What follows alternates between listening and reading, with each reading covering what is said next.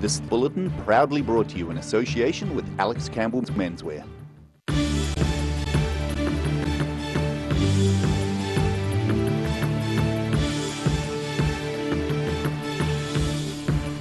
Tonight on the South Today, hundreds of Ukrainians and supporters peacefully marched through central Christchurch on Saturday. With up to 100 people turning out in Dunedin as the southern centres joined thousands across the world opposing the Russian invasion of Ukraine. And the predator-free plan for Ōtepoti is progressing well as the boundaries to control unwanted pests increase.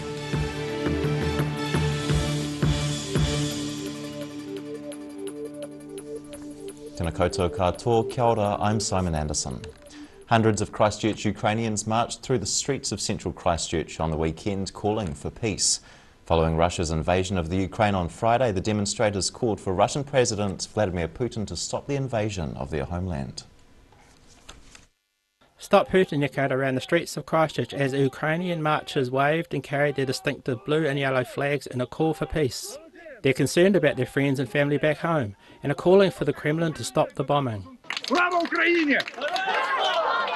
Leading the protest march were Lisa and her mum Yara Korozova. The 21-year-old was born in the Ukrainian capital Kiev and emigrated to New Zealand with her mum when she was 18 months old.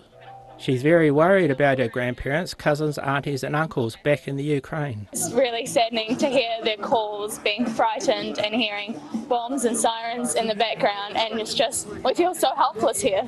She says Ukrainians are hiding in the subway stations, using them as bomb shelters. Tanks are literally 2 apartment blocks away from where I grew up. They're bombing where people live. It's not just threats to the army or to infrastructures, it's actually real people. The turnout and widespread support was far more than had been expected. Yes, it's a peaceful protest.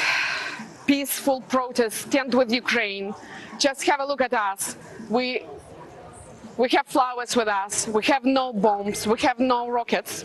We are for peace. Help us to stand with Ukraine, to stand against Putin, to stand against war.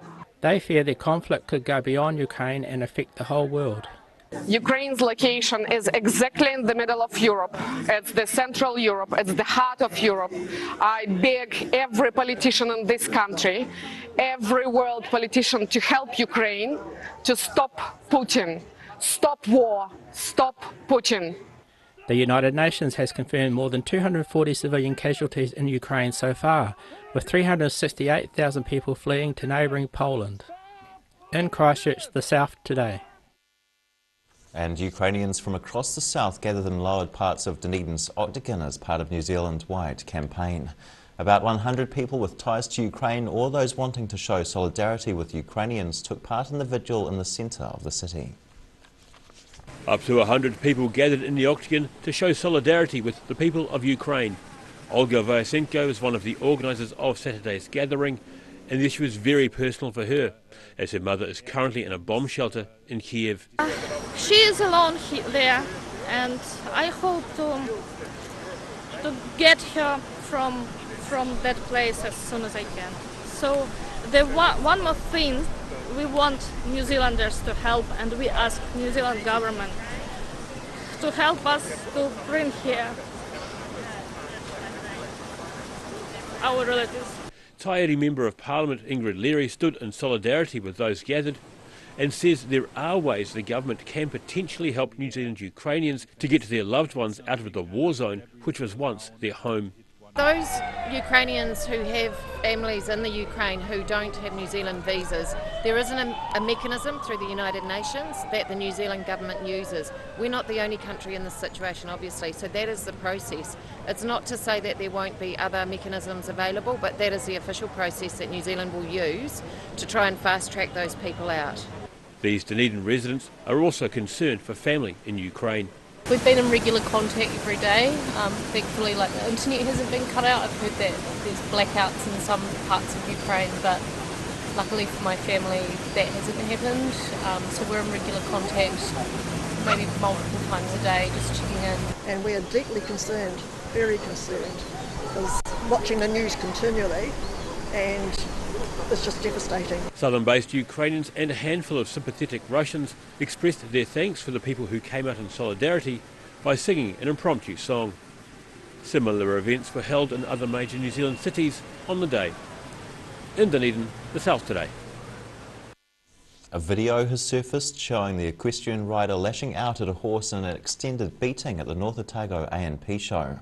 The SPCA is set to investigate, and a warning: the video may be disturbing for some viewers. We advise discretion. The video shared on social media shows the woman beating a horse for about a minute before a show committee member intervenes.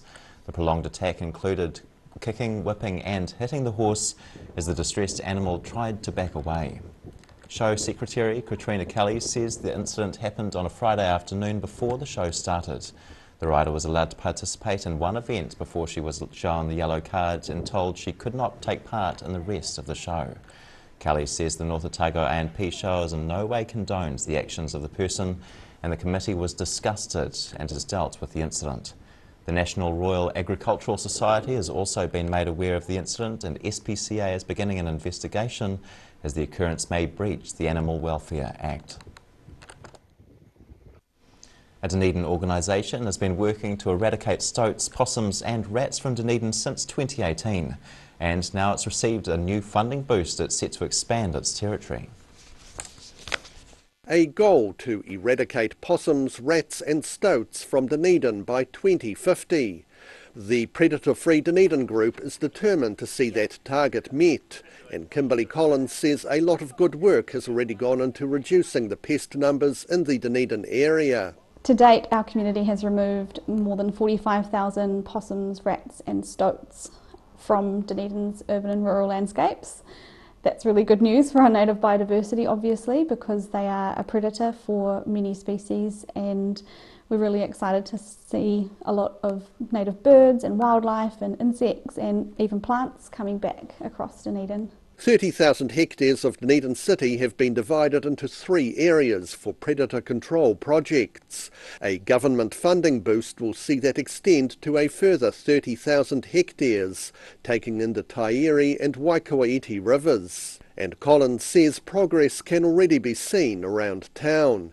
With the great kiriru count that happened recently, Dunedin actually had the highest number of kiriru per capita for New Zealand. Michaela Kirby-Crow from the Otago Peninsula Biodiversity Group is confident her organisation is close to eradicating possums from the peninsula. They're hoping to achieve complete removal of the pests by next year, after more than a decade of hard work. So we've got a couple of hundred volunteers at the moment, which is amazing, and we've also got paid staff members, thanks to the whole predator-free movement, which has allowed us to go steam forward to our goal of becoming predator-free and possum-free. And members of the public can help by having a predator trap set up in their own backyard. So people can host a backyard trap, they can buy a backyard trap from the trap shop in Dunedin's Octagon. Once the possums are eradicated, the group will focus on the longer-term goal of removing other mammalian predators, including mice, rats, hedgehogs, stoats, ferrets and weasels from the area. In Dunedin, the South Today. E whākene still to come on the South Today. Swimming lessons are cancelled due to COVID, and the national downhill mountain bike competitions are held in Christchurch. See you soon.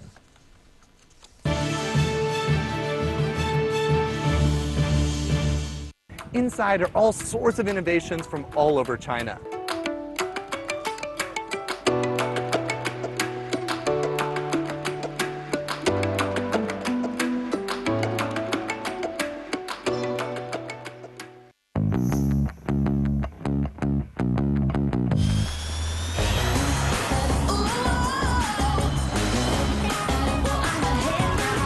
Spark your joy with jazz, the next generation from Honda.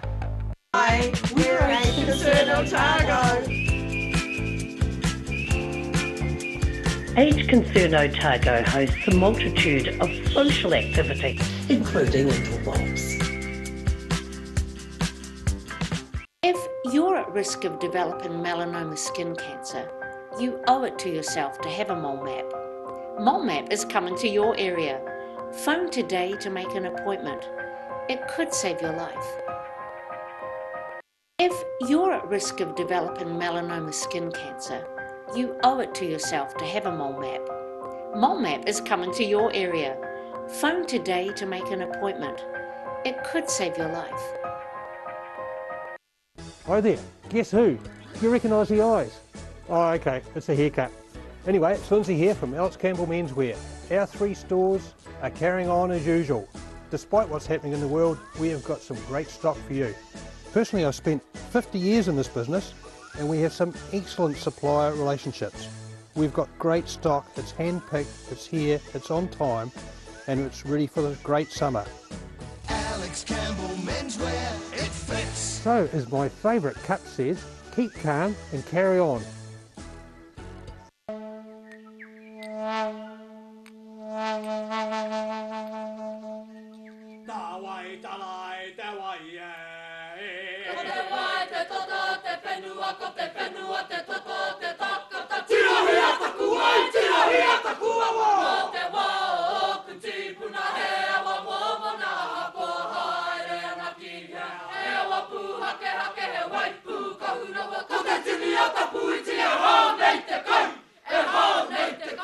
A poorly maintained heat pump can lose up to 35% of its output. The Mr. Heat Pump Cleaner team are experts. Their specially developed chemical wash is totally biodegradable. Call Mr. Heat Pump Cleaner and get the job done by the professionals.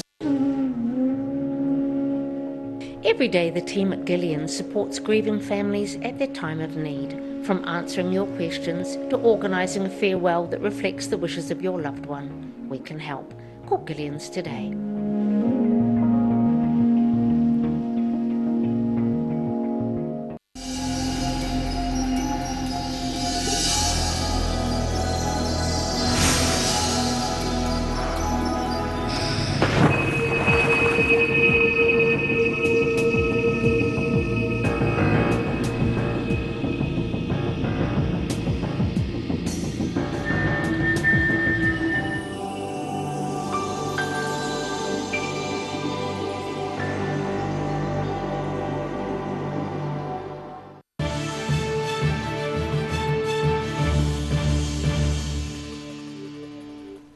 Namainor, welcome back. After-school swimming lessons have once again fallen victim to COVID-19 precautions, prompting fears that children's competency in the water may be slipping. Parents of children at Moana Pool's Just Swimming lessons have been told Term 1 swimming sessions have been cancelled. Water Safety New Zealand says the summer's drowning toll could be due to a lack of lessons affecting people's water proficiency. The organisation encourages parents to continue getting the youngsters in the water despite there being no swimming classes. It says that it's important for children to build basic water confidence. The Millers Flat Collie Club held its annual dog trials at the end of last week. The club has been running for more than 100 years and with a good number of younger members looks set to last another 100. Working dogs showing what they're capable of. The Millers Flat Collie Dog Club held their annual trials on Thursday and Friday with a good number of entries to the event. Club President Cam Bain says it's always very satisfying to develop and train a good working dog to help out with the mustering. It's awesome to be able to go out with a pup that you've bred or had as a pup out of the pup pen and trained it and put heaps of hours into it and taken it right the way through and turned it into an animal that's sort of productive and like reasonably useful. This is the Millers Flat Club's 114th annual trials, having first started in the early 1900s. And Bain says several other clubs in the region have been active for a similar number of years. A lot of the clubs around about in the Otago Centre are having their sort of centennial sort of in the last couple of years, you know, or the next couple of years coming. Bain says dog trials give farmers a chance to mix with like-minded folk after spending a lot of time more or less alone on the farm. And he says the secret to the club's longevity is the number of young people involved with sheep and beef farming in the Teviot Valley. There's so many sort of second and third generation family farms, and there's obviously like a lot of big sort of stations and that, like Beaumont Station, Marflat Station, Minzen, where there's a lot of young shepherds and a lot of stock to be handled. This year's trials were held at a new location compared to previous years, with the steep hillsides providing plenty of challenges for the dogs. Near Miller's Flat, the South Today. The Otago Museum says it has been gifted a new name by local runanga. It will now be known as the Tuhura Otago Museum. Tuhura means to discover, investigate and explore. The name has already been in use for 5 years as the name of the interactive science centre in the museum. Museum Director Dr. Ian Griffin says he's delighted at the gift of the name, which reflects the spirit of the institution. The National Mountain Bike Championships were held over the weekend in Christchurch, while Wellington riders Anton Cooper and Sammy Maxwell easily retained their national elite cross-country titles. Sunday's focus was on the downhill titles. The champagne flowed as the winners celebrated their success at the National Mountain Bike Downhill Championships. Compared to Saturday's wet and blustery conditions for the senior cross-country races at Horswell, the downhill races at Christchurch's Adventure Park on the Port Hills were held in dry and dusty conditions. 2 Queenstown-based gravity riders stole the limelight to claim the elite downhill honours. For both George Brannigan and Jess Blewett, it was comeback wins. Blewett has returned recently from serious injury, while Brannigan has a long time between drinks for the former national downhill champion from 2015. Long time between drinks, yeah. I think I didn't really do the maths, so I think it's been about 6 or 7 years, so just stoked to finally be back up top in New Zealand, yeah. Run under COVID Phase 3 rules, the event was separated into 2 waves. Juniors and vets raced in the morning, while the elite races were held later in the afternoon. Christchurch schoolboy Luke Wayman won the under-17 national title and loved every minute of his winning 3-minute 2-second blast down the 1.7 kilometre circuit, which dropped 352 vertical metres. Oh, I love that open section, They've just redone it, it's all smooth now. Probably those rock gardens are sick, just fast and straight, point and shoot. In the end, it's all about the speed, and for many riders, simply making the finish line is the goal. In Christchurch, the South Today. After the break on the South Today, the Highlanders lose at home after a promising start under the roof, but the Otago Sparks step up and take out the women's one-day cricket competition. Ka kite a koe nei.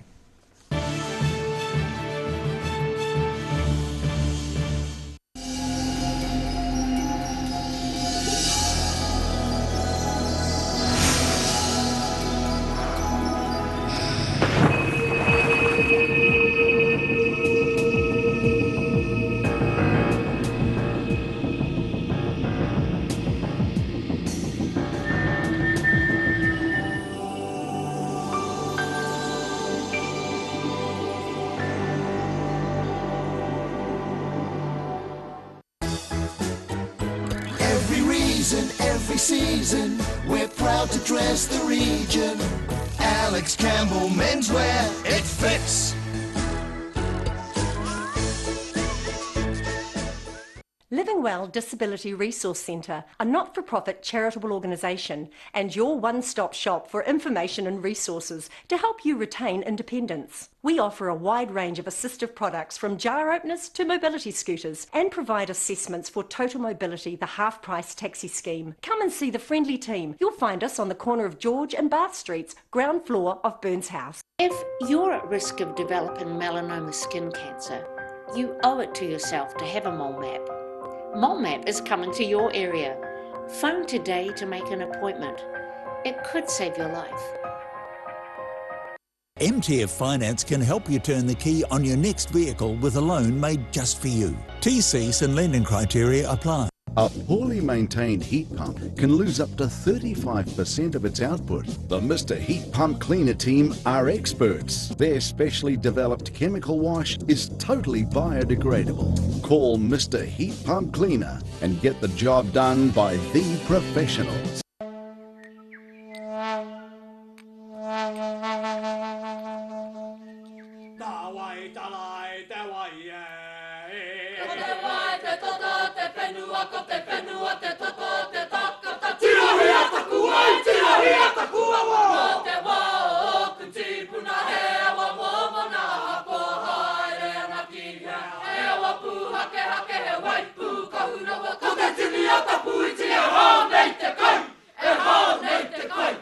Hi, my name's Matt and I'm the Dines Group CEO. Dines is a company that's focused on selling logistics solutions to its customers. We're passionate about selling efficiency and we've been selling efficiency for over 50 years now.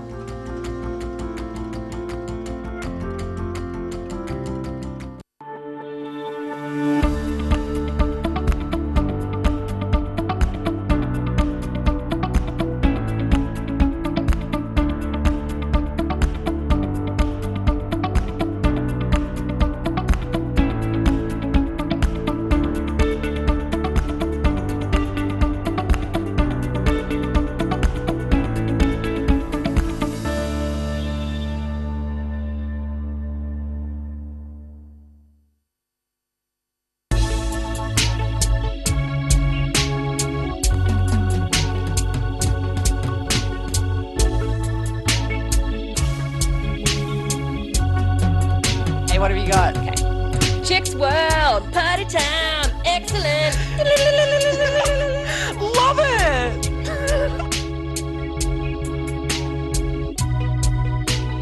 Chicks World! Chicks World! Right.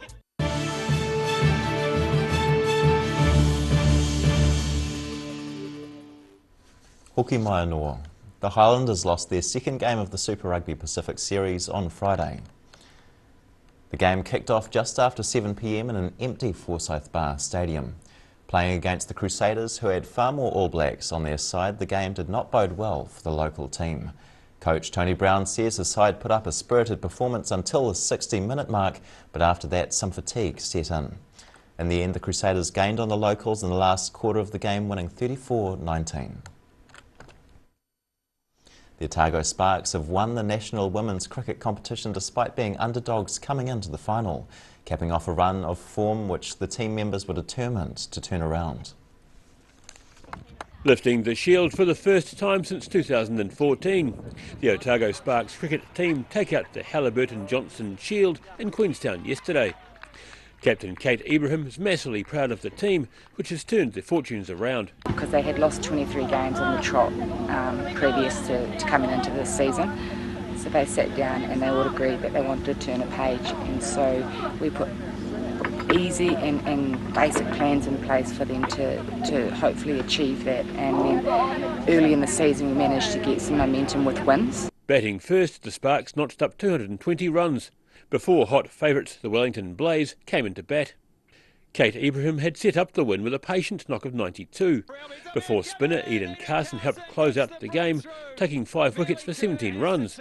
She says communication is the key. I think the chat in between everyone in the field was really great. It was probably the best that's been this season, and yeah, so it's been good. And then just team morale coming into this final. We hadn't played for 2 weeks, but it was good, and then we've been all apart, but no. Didn't matter today though, really, so it's good. Wellington were all out for just 82 runs. The last time the Sparks won the one-day title was in the 2013-14 season. In Queenstown, the South Today. And now recapping tonight's top stories on the South Today. Hundreds of Ukrainians and supporters peacefully marched through central Christchurch on Saturday. With up to 100 people turning out in Dunedin as the southern centres joined thousands across the world opposing the Russian invasion of Ukraine. And the predator-free plan for Otipoti is progressing well as the boundaries to control unwanted pests increase.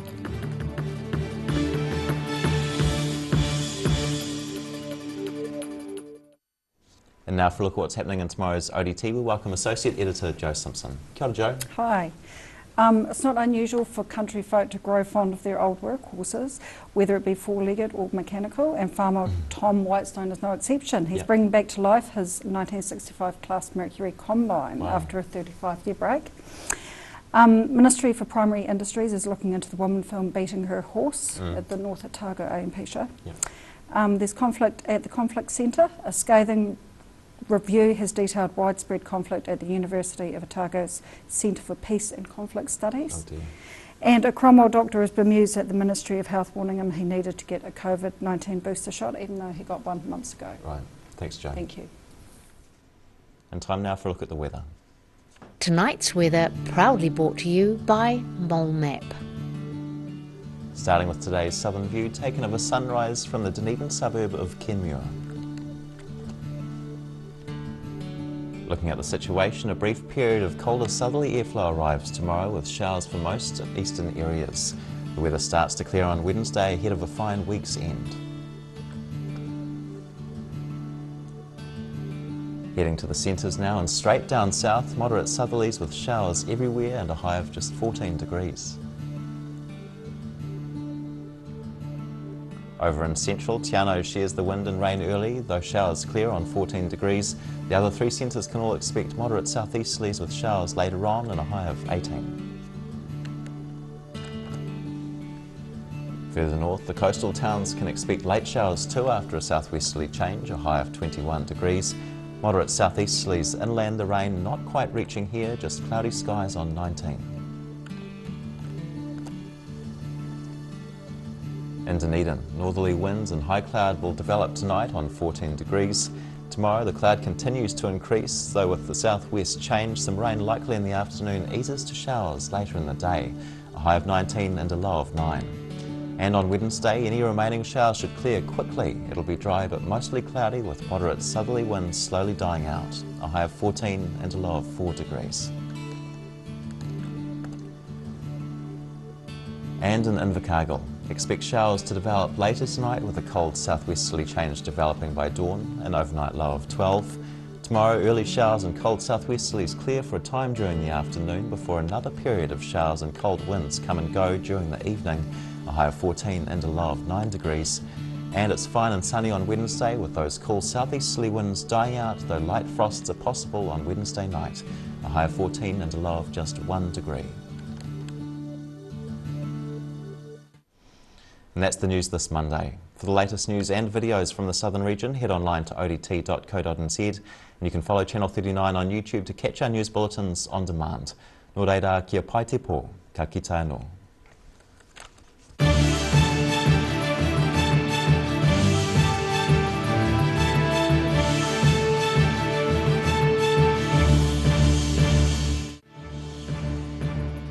This bulletin proudly brought to you in association with Alex Campbell's Menswear. Public interest journalism funded through New Zealand On Air.